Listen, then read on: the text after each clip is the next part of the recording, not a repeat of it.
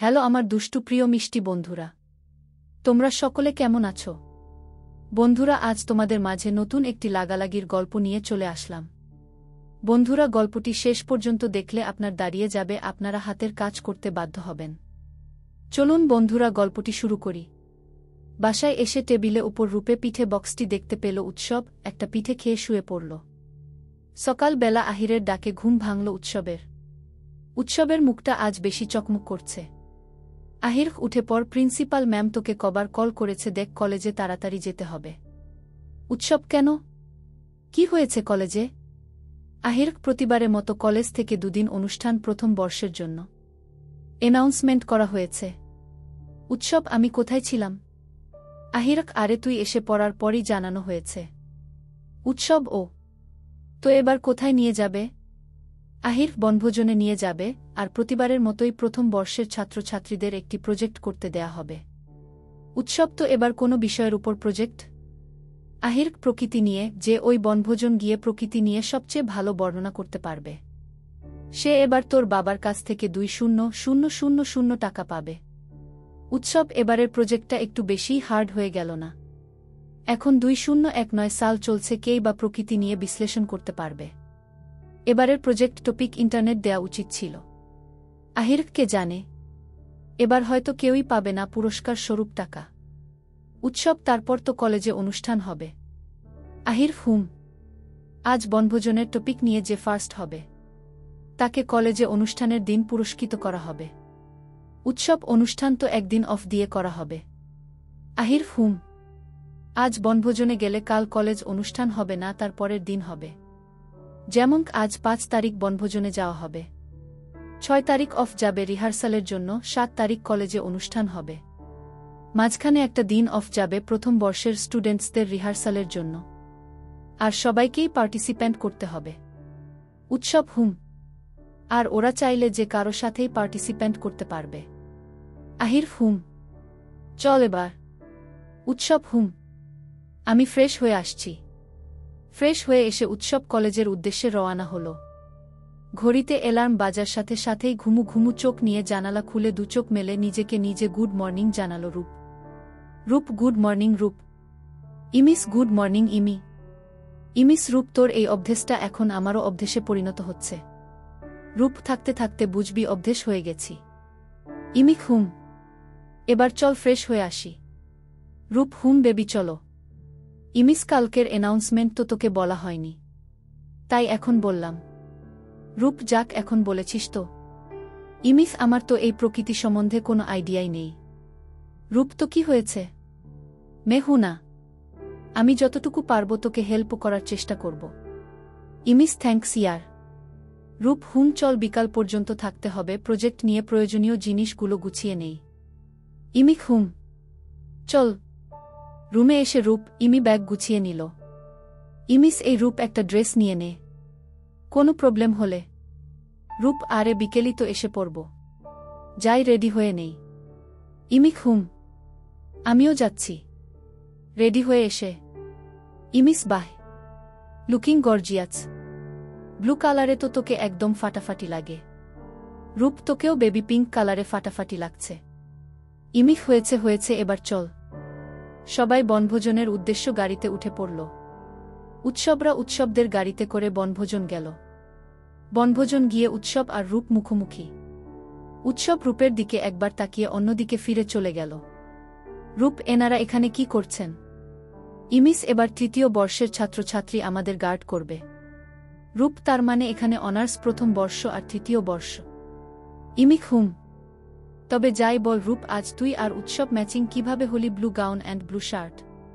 রূপ, ধুর, ওই মইটার সাথে ম্যাচিং হবার কোনো ইচ্ছেই আমার নেই। ম্যাম, হ্যালো এভরিবডি, তোমরা সবাই আলাদা আলাদা হয়ে যাও, এবং যে যার মতো আলাদা প্রজেক্ট করবে। কেউ কাউকে প্রজেক্ট নিয়ে কিছু বলতে পারবে না, তাই তোমাদের গার্ড করবে 3য় বর্ষের স্টুডেন্টস। যেমন প্রতি প্রথম বর্ষের একজন স্টুডেন্টের সাথে 3য় বর্ষের একজন স্টুডেন্ট থাকবে। আর সেটা কিভাবে? এটাই তো, এখানে 100 প্রথম বর্ষের স্টুডেন্ট এবং 100 জন 3য় বর্ষের স্টুডেন্ট আছে। 100 জন প্রথম বর্ষের স্টুডেন্টদের নাম 100টি ছোট কাগজের টুকরোর মধ্যে রয়েছে এই বক্সে। তৃতীয় বর্ষের স্টুডেন্ট বক্স থেকে একটি করে কাগজ তুলবে এবং যার নাম কাগজে থাকবে তাকে গার্ড করবে। আর মনে রাখবে কেউ কারো সাথে বাজে বিহেভিয়ার থেকে বজায় থাকবে। So take yours health. Have a good day. সবাই যে যার মতো চিরকুট তুলে নিয়ে চলে যাচ্ছে। কারো জোড়ায় মেয়ে পড়ছে, কারো জোড়ায় ছেলে। উৎসব চাইছে রূপ অন্য কারো চিরকুটে উঠে না যায়। কেন চাইছে কে জানে। আহির এসে একটি চিরকুট উঠালো। আহিরের চিরকুটে লেখা নামটি জান্নাতুল ইমি। ইমি তো খুশিতে আত্মহারা ওর ক্রাশের সাথে ও আজ সারাদিন ঘুরবে আরে প্রজেক্টের গুলি মারি।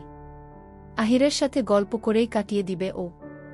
রূপকার চিরকুটে উঠবে না উঠবে এতে ওর কোনো মাথা ব্যথাই নেও। ওর ভিতরে আকুপাকু করছে কখন ও পুরো জায়গাটি ঘুরে দেখবে। মেলাদিন হয়েছে ও এমন প্রকৃতি দেখে না।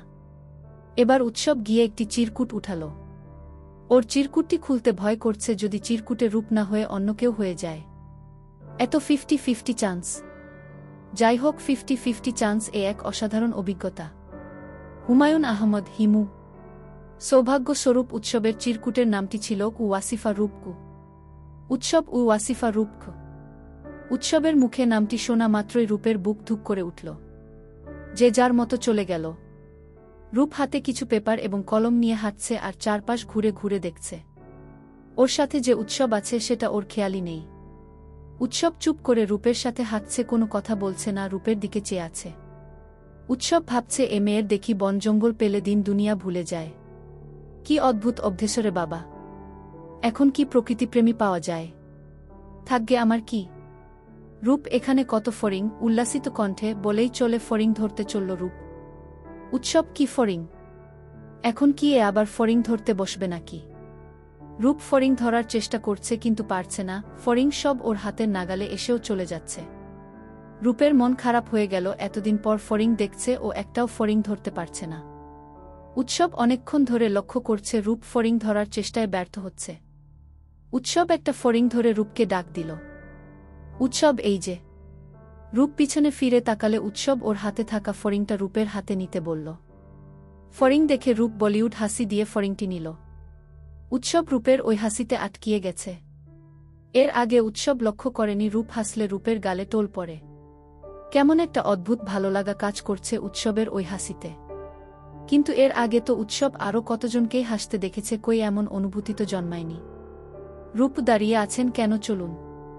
উৎসব হুম। এদিকে ইমি কথা বলে বলে আহিরকে পুরো পাগল বানিয়ে ফেলছে। আহিরের অবশ্য ভালোই লাগছে ইমিকে, কারণ আহির সবসময় বলার চাইতে শুনতে বেশি ভালোবাসে। আর ইমির বোকা বোকা ফিল্মি ডায়লগগুলো আহিরকে বড্ড হাসাচ্ছে। আহির আচ্ছা ইমি তুমি প্রজেক্ট তৈরি করছো না কেন। ইমিস আমার এই প্রকৃতি সম্বন্ধে কোনো আইডিয়াই নেই। আসার সময় রূপ বলেছিল হেল্প করবে, এখন তো রূপের সাথেও কথা বলা যাবে না। আহির ঠিক আছে আমি তোমায় হেল্প করছি। ইমিস তাই। ওকে। উৎসব আজ ভালো করে রূপকে দেখছে, কেন দেখছে কে জানে। উৎসব ভাবছে মেয়েটা কি শর্ট না। 5 ফুটের মেয়েগুলোকে শর্ট বলা যায় না। এদের লং ড্রেস পরলে পুতুল পুতুল লাগে। আচ্ছা রূপ তো লং ড্রেস পরে, ওকে কি পুতুল পুতুল লাগে কে জানে। রূপের সাথে উৎসবকে দেখে গা পিত্তি জ্বলে যাচ্ছে জেনির। কাল রূপ এত কথা শোনালো উৎসবকে, তাও উৎসব কত স্বাভাবিকভাবেই রূপের সাথে হাঁটছে। জেনি রোহাকে কল করল। রোহা হ্যাঁ জেনি বল। জেনিফ কোথায় তুই। রোহা এই তো আশেপাশেই। কেন। জেনিফ এই রূপকে আজ টাইট দিতে হবে। কাল ও উৎসবকে কিগুলো বলেছে শুনিসনি। আজ উৎসব কিছু না বললেও রূপকে এর মূল্য দিতে হবে। রোহা হুম ঠিক বলেছিস, আচ্ছা আমি আসছি। জেনিফ হুম। আয় আমি এই জলাশয়ের দিকটায়। কিছুক্ষণ পর রোহা চলে এলো। রোহা কি প্ল্যানিং করেছিস। জেনিফ ওই নাগিনটা এই জলাশয়ে ফেলে দিব। রোহা তারপর। জেনিফ শোন এখানে ও এক্সট্রা ড্রেস নিয়ে আসেনি, পরে গিয়ে ভিজে গেলে ড্রেস চেঞ্জ করতে পারবে না। আর ভিজে শরীরে থাকলে ওর জ্বর এসে পড়বে, এটাই হবে উৎসবের সাথে ওর বাজে বিহেভ করার শাস্তি। রোহা ওয়াও ইটস গ্রেট আইডিয়া। জেনিফ হুম চল রূপকে ডাক দিয়ে নিয়ে আসি। রোহা উৎসব কিছু বললে। জেনিফ আরে উৎসব কিছুই বলবে না, উল্টে খুশি হবে। রোহা হুম। রোহা আর জেনি রূপের কাছে গেল। রোহা হেই রূপ। রূপ জবি। জেনিক প্রজেক্ট করছো। রূপ হুম। রোহা উৎসব কোথায়? রূপ ওইদিকে মনে হয়। রোহা ওইখানে একটি জলাশয় আছে, ওই দিকটা ন্যাচারাল, তুমি চাইলে ওখানের ধারণা থেকেও প্রজেক্ট করতে পারো। রূপ আমার প্রজেক্ট কমপ্লিট, ওই দিকটায় আমার যাওয়া হয়েছে। রোহা তারপরও চলো, ভালো লাগবে। এর মধ্যেই ইমি এলো। রূপ প্রজেক্ট পেপার ইমির হাতে দিয়ে জেনি আর রোহার সাথে জলাশয়ের দিকটায় গেল। ইমি আহিরকে নিয়ে এতটাই ব্যস্ত ছিল, রোহা জেনি যে রূপের জন্য কালসাপ সেটা ভুলে গেছিল। জলাশয়ের কাছে গিয়ে রূপ দাঁড়িয়ে এক প্রাণখোলা শ্বাস নিল। জেনি রূপকে পিছন থেকে ধাক্কা দিয়ে ফেলে দিল। জলাশয়ের গভীরতা পরিমাপযোগ্য নয়।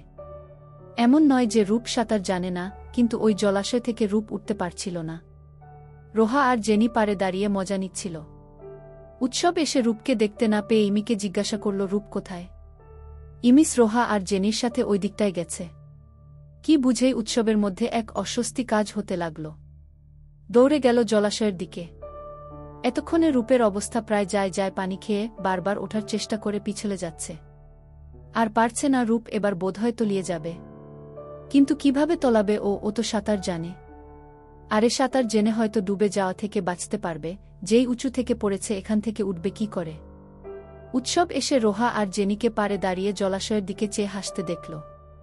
উৎসব দৌড়ে পাড়ের কাছে গেল, গিয়ে উকি দিতেই রূপ জলাশয় থেকে ওঠার চেষ্টা করছে। রূপের ফোনটি পাড়ে পড়ে আছে। উৎসবকে দেখা মাত্রই রোহা জেনি বল, দেখ উৎসব একদম ঠিক হয়েছে, তাই না? এবার নাগিনটা হারে হারে বুঝুক তোর সাথে ঝাঁঝিয়ে কথা বলার ফল কি হতে পারে। উৎসব ওহনো, আমি কি বলেছিলাম এমনটা করতে? তোরা এক্সট্রা পাকনামি কেন করলি ঝাঁঝিয়ে? উৎসব পার থেকে কিছুটা নেমে হাত পার থেকে রোহা জেনি উৎসবের হাত ধরে রেখেছে।